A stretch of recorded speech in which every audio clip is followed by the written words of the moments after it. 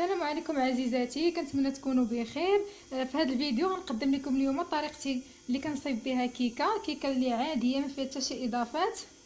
اول حاجه عندي 4 البيضات، عندي 2 خمارات، عندي فاني، كاس مع مرش ديال الزيت، كاس سكر سنيده، كاس مع مرش ديال الحليب، تقريبا معلقه صغيره ديال قشر الليمون ولا قشر الحامض، يعني اللي متوفر عندك، سواء قشر الليمون ولا قشر الحامض كيف. عندي هنايا الدقيق، يعني الدقيق غادي نديرو على حساب الخليط. اولا غناخذ البيض،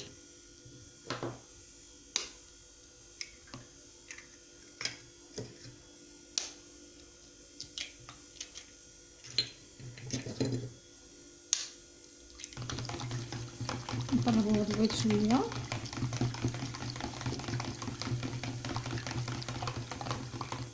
نزيدو عليه كاس السنيده،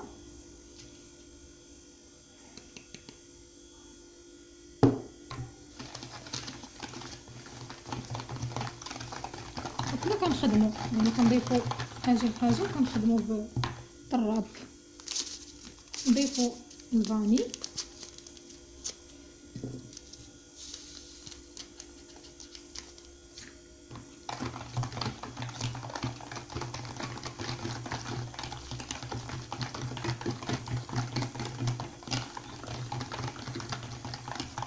وكنحركو حتى كتذوب شويه هذيك السنيده في البيض، نحركو مزيان.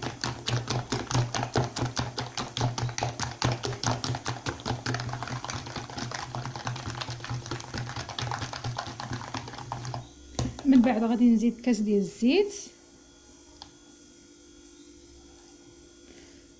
كاس ديال الحليب،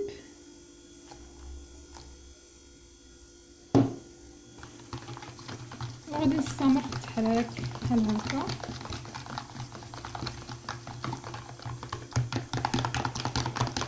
حتى كتجانس العناصر مع بعضياتها، وغنبقى نحرك. ها انا من بعد ما حركت العناصر كامله خلطتها بالطراب اليدوي كيف ما كتشوفوا، كتولي بحال هكا يعني متجانسه العناصر مزيان، وكيولي بحال اللون شويه مائل الابيض، كيبقاش هذاك اللون الصفر. غادي نضيف قشره الليمون،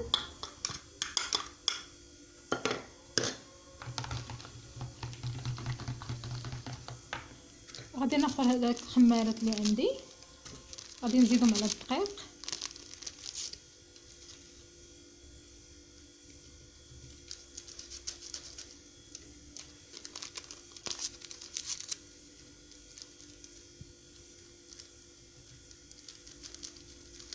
دائما الخميره كتكون هي في المرحله الاخيره، ما نديروش خميره من الاول، حيت الا درتي الخميره من الاول ما غاديش تعطيك نفس المفعول نفس النتيجه.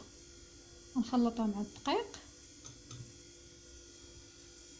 بحال هكا، وغادي نبدا نضيف الدقيق ديالي بشويه بشويه وانا كنحرك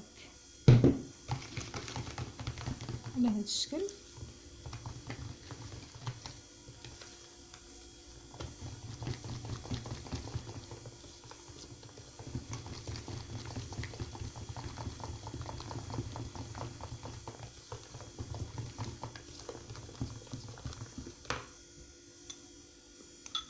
نضيف الدقيق مازال، نبقى نضيف الدقيق حتى تبان لي يعني القوام اللي باغا. انا ما كنرتبطش يعني بالغرامات، ولا كنبقى نضيف الدقيق حتى نشوف القوام اللي باغا ديال العجين ديال الكيك ديالي صافي، وكنحبس. حيت على حساب الدقيق، بعض المرات كيكون الدقيق اللي كيتشرب، بعض المرات كيكون الدقيق اللي ما كيتشربش ليك. تقدري يعني مره ديري مثلا 250 غرام، مره غادي تهزك الكيكه غير 200 غرام. داكشي علاش انا كندير عيني ميزاني، باقا محتاجه الدقيق، يعني غادي تهز لي الدقيق كامل.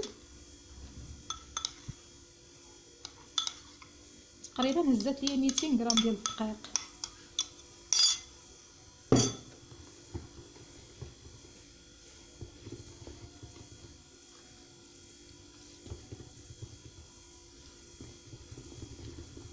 كنخلط مزيان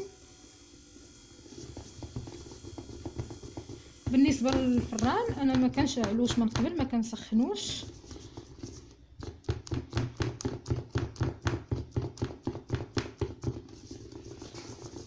كنحرك مزيان باش كندخل فيها الهواء بهذه الطريقه هذه.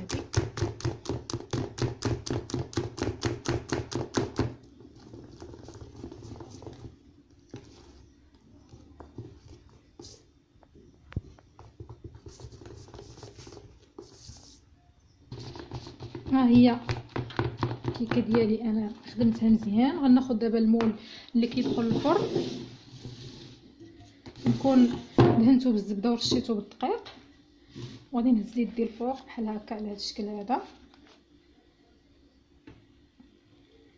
نهز يدي الفوق ونخوي بحال هكا باش هذاك الهواء يدخل وسط العجينه باش تجيني كيكه منفوخه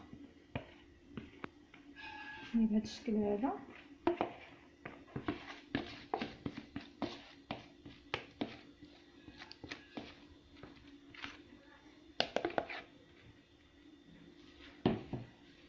صافي غادي ندخلها للفران. كيف ما قلت لكم الفران ما كيكونش مسخن من قبل، كندخلها للفران بارد. غادي ندخلها للفران. ملي غادي طيب غادي نوريكم الطريقه كيفاش غنزينها. الكيكه ديالي ها هي واجده من بعد ما خرجتها من الفران. ها هي كيف ما كتشوفوا تحمرت من الفوق. باش نزينها عندي هنايا ياغورت انا خديته بنكهه الفريز، ممكن تستعملوا اي نكهه. عندي الشوكولاط مذوب، وعندي كاوكاو مهرمش بهذه الطريقه. حمرته وقشرته وهرمشته. غناخذ هاد الدانون ديال الفريز وغادي نخلطو مع الشوكولاط اللي ذوبت.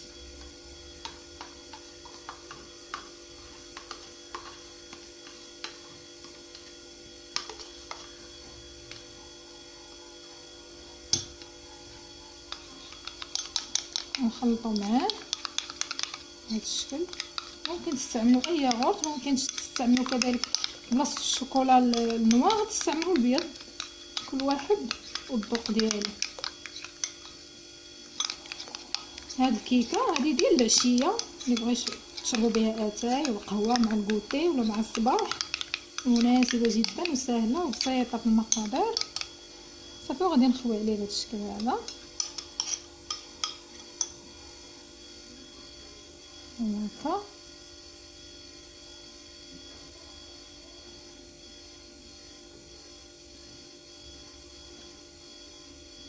هاد الخليط ديال الشوكولاط ودانون راه تيكون بنين بزاف لذيذ. ممكن تستعملوه مع اي كيكه كديروها معتمده عندكم. استعملوا مع هاد الخليط ديال الياغورت والشوكولاط، كيجي رائع بزاف. صافي بحال هكا حتى تستوي من الفوق. انا ندير الخليط كامل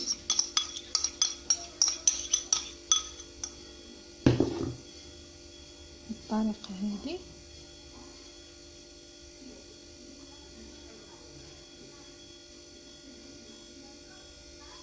غير بشويه تحاولوا ما امكن باش يكون السطح مساوي ومقاد بحال هكا. هبطوه من الجناب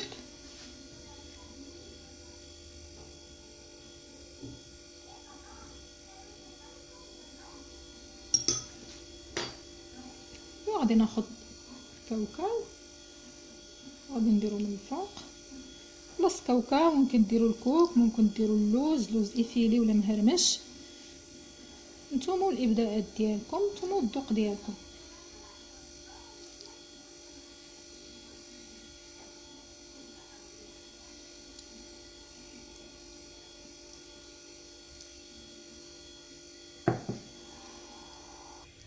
نشوفوا الكيكه دابا من الداخل كيفاش دايره.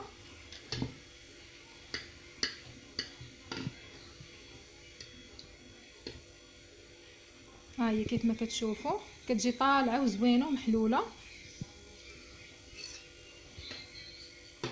الكيكه ديالي هي هذه،